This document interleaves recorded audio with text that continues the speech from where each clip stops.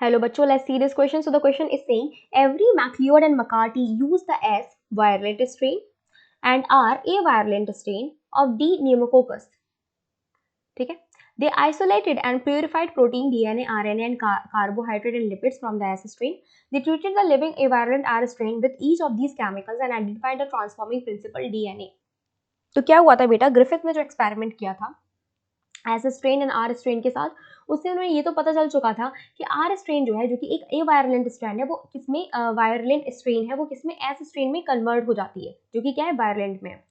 और उसी को ट्रांसफॉर्म करने के लिए कोई एक पर्टिकुलर चीज है जो रिस्पॉन्सिबल है, बट वो ये नहीं बता पाए थे कि वो कौन सी चीज है. ठीक है, तो वो ट्रांसफॉर्मिंग प्रिंसिपल को नहीं बता पाए थे. उसके बाद फिर एवरी, मैक्लियोड एंड मैककार्टी ने एक्सपेरिमेंट किया था और उससे उन्होंने कंफर्म किया था कि वो पर्टिकुलर ट्रांसफॉर्मिंग प्रिंसिपल क्या है, डीएनए है.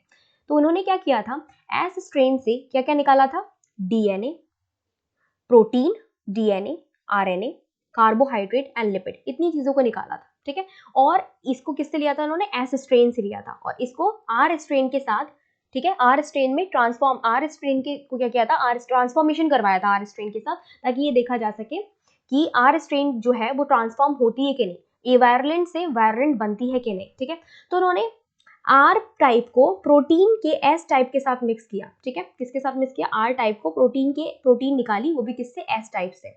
तो बेटा प्रोटीन जो थी वो ट्रांसफॉर्मिंग तो थी ही नहीं. ठीक है, प्रोटीन जो है वो ट्रांसफॉर्मिंग नहीं थी, तो आर टाइप कैसा रहा होगा, आर टाइप ही रहा होगा. ठीक है, तो आर टाइप कैसा रहा होगा, आर टाइप ही रहा होगा, आर.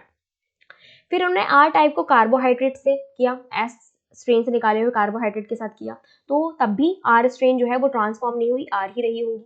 ठीक है, फिर उन्होंने आर टाइप को DNA of S type plus DNA ले लिया. ठीक है, तो बेटा इन्होंने डीएनए तो बिल्कुल सही लिया, डीएनए लिया तो फिर ट्रांसफॉर्मेशन हो जानी चाहिए, लेकिन उन्होंने डीएनए ले लिया. डीएनए वो एंजाइम है जो ब्रेक डाउन कर देता है डीएनए का, ब्रेक डाउन ऑफ डीएनए, यानी कि डीएनए को ही तोड़ देता है. तो अगर इसने डीएनए को ही तोड़ दिया होगा तो ये स्ट्रेन फिर भी कैसी रही होगी, आर स्ट्रेन ही रही होगी.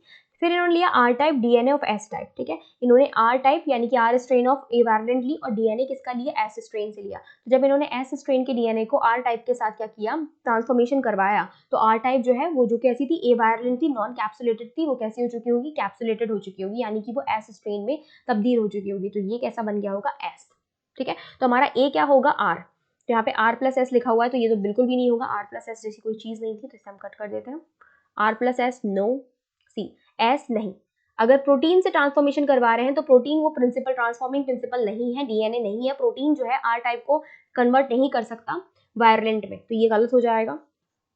डी, आर स्ट्रेन रहेगी, आर स्ट्रेन रहेगी, आर रहेगी, एस स्ट्रेन हो जाएगी. So D is the right answer. I hope आपको समझ में आया होगा. Best of luck.